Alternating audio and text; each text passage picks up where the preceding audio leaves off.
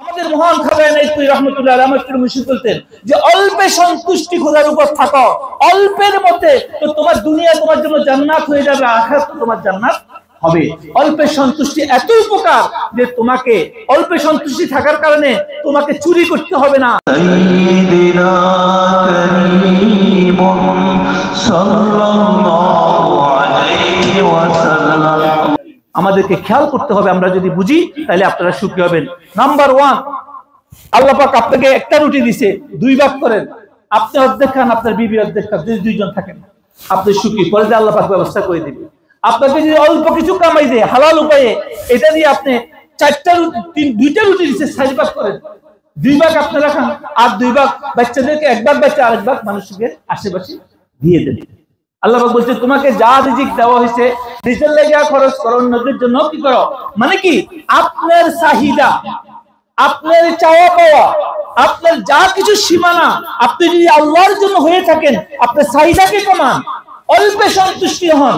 আমাদের মহান খাজায়ে নাইতপুরী রাহমাতুল্লাহ আলাইহি আমাদের মুর্শিদ বলতেন যে অল্পে সন্তুষ্টি খোদার উপর থাকো, অল্পের মধ্যে তো তোমার দুনিয়া তোমার জন্য জান্নাত হয়ে যাবে, আখিরাত তোমার জান্নাত হবে।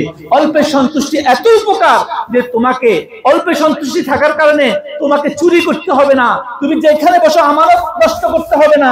অল্পে সন্তুষ্টির কারণে তোমার দুনিয়ার জীবনে তুমি কখনো শয়তানের ধোঁকায় পড়বা না।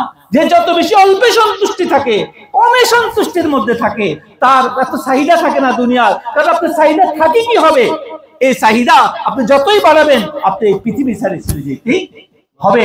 এই পৃথিবীতে আপনার সমস্ত সম্পদ থাকার পর কি করতে হবে, আপনাকে রাখি চলে যেতে হবে। এই জন্য বলেছে তুমি অল্পের মধ্যে সন্তুষ্টি হও। তুমি তোমার চিন্তা করিও না, তোমার ছেলে মেয়ের চিন্তা করিও না, তোমার দায়িত্ব পালন করো, শুধু কি করো, দায়িত্ব পালন করো। এই জন্য আমাদেরকে বুঝতে হবে, আমরা আজকে পরিবারে ঘরে অশান্তির শেষ নাই। আজকে আপনারা পরিবার ঘরে ঘরে বাইরে সব জায়গায় অশান্তি কেন? আমরা কি করি, আমরা ভুল পথে চাহিদার কারণে, লোভের কারণে, চাওয়া পাওয়ার কারণে আমরা কি করি, মিথ্যার আশ্রয় নিই। আমরা কি করি, মিথ্যার আশ্রয় নিই। আর মিথ্যা একবার আইসা গেলে, মিথ্যা ধোঁকা একবার আইসা গেলে, আপনি যতই নামাজ রোজা ইবাদত যাই কিছু করেন না কেন, সেটার মধ্যে আর কোনো বরকত থাকে না। বরকত কিভাবে থাকবে বলেন? আপনি বলেন, বরকত থাকতে পারবে কখনো? আল্লাহ বলতেছে শয়তান তোমাদেরকে কি করতেছে, শয়তান তোমাদেরকে অভাব অনটনের ভয় দেখায়। তো আমি যদি মিথ্যা কথা না বলি, একটু আগে একটা পড়ছি, কি কইছে, আশ-শাইতানু ইয়াইদুকুমুল ফাকর, শয়তান তোমাদেরকে অভাব অনটনের ভয় দেখায়। আর কি অভাব অনটনের ভয় দেখায়?